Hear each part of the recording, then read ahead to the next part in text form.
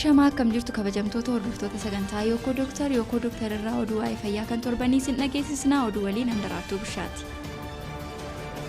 Mallattoon vaayirasii koronaa fi utaalloo wal fakkaatus adda baasuu ni danda'ama jedhame. Sababa wal fakkeenya mallattoolee utaalloo fi vaayirasii koronaa, utaalloon hunduu akka vaayirasii koronaatti ilaalamaa turuun isaa ni beekama. Garuu mallattoolee kana amma adda baasuun danda'ameera jedha gabaasni BBC'n gabaase. Mallattooleen nama vaayirasii koronaan qabamee agarsiisan qufaa walirraa hin cinne, dhaqna gubaa yookiin ho'ina qaamaa, dhandhamaa fi foolii adda baafachuu dadhabuun isaan beekamoo yoo ta'an, mallattooleen akka dhukkubbii mataa, haxxiffachuu, dadhabbii, buusa caccabuunis namarratti mul'atu. Gabaasni BBC'n gabaase dhaqni gubaan sababa koronaan dhufu digirii seentigireedii 37.8 fi isaa ol yoo ta'u kan sababa utaalloon dhufu isaa gadi. Kanaaf namoonni qaama ho'insa qaban yoo qorataman gaariidha jedha. Haaluma kanaan qufaan sababa koronaan dhufu walirraa kan hin cinnee fi kan sa'a tokkoo fi isaa ol nama qufaasisuu danda'u yoo ta'u sa'a 24 keessatti si'a 3 ol nama qufaasisuu danda'a.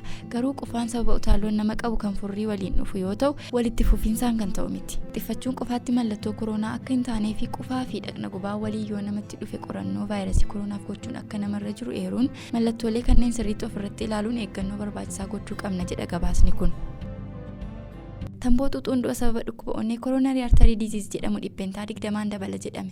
Akka dhaabbanni fayyaa addunyaa, dhaabbanni onnee addunyaa fi yuunivarsiitiin Newcastle Austraaliyaa waliin qoratanii ibsa baasanitti waggaatti namoonni miliyoona 1.9 ta'an dhibee onnee sababa tamboo xuuxuun dhufuun akka du'an addeessuun namoota 5 dhibee onneen du'an keessaa tokko sababa tamboo xuuxuun dhibee onnee itti cimee aarsedha jechuun namoonni walitti fufinsaan xuuxan yeroo tokko xuuxanii fi nama tamboo xuuxu waliin jiraatanis saaxila akka ba'anis beekama. Namoonni tamboo xuuxan rakkoo inni fidu beekuun yoo addaan kutan rakkoolee tamboo xuuxuun dhufan dhibbentaa 50 hir'isuu akka danda'amus ibsaniiru. Rakkoo tamboon fidu yeroo ammaattis miidhaa koronaan fidu akka hammeessu qorannoon kun addeesseera. Garuu jedha qorannoon kun namoonni tamboo xuuxan sababa karaa saayinsawaa ta'een addaan kutuuf irratti yoo hin hojjenne araada tamboo xuuxuu irraa bilisa ta'uun ni rakkisa. Irra deddeebi'uunis yaalii gochaa jiraatu jedha. Kunis hakiimonni yaala akka argataniif gorsa kennuu dhiisuun kan dhufudha. Lammiileen dhibee fi xaxaa karaa tamboo xuuxuun dhufu hir'isuuf mootummoonni biyyaa ciminaan irratti hojjechuu qabu. Seera ittiin tamboo to'atan cimaa kan namoota tamboo xuuxuuf hin kakaasne kanneen akka biratti dabaluu beeksisa miidiyaa dhorkuu fi lafa itti aarsan murteessuun dhorkaa kaa'uu qabu jedhan dhaabbileen sadan guyyaa onnee addunyaa fulbaana 29 ayyaaneffatamu sababeeffachuun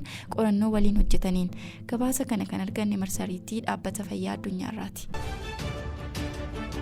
Kabajamtoota hordoftoota keenyaa oduun waa'ee fayyaa kan torbanii isiniif qindeessine kanan gammaa toranii hanga torbanitti nagaatti.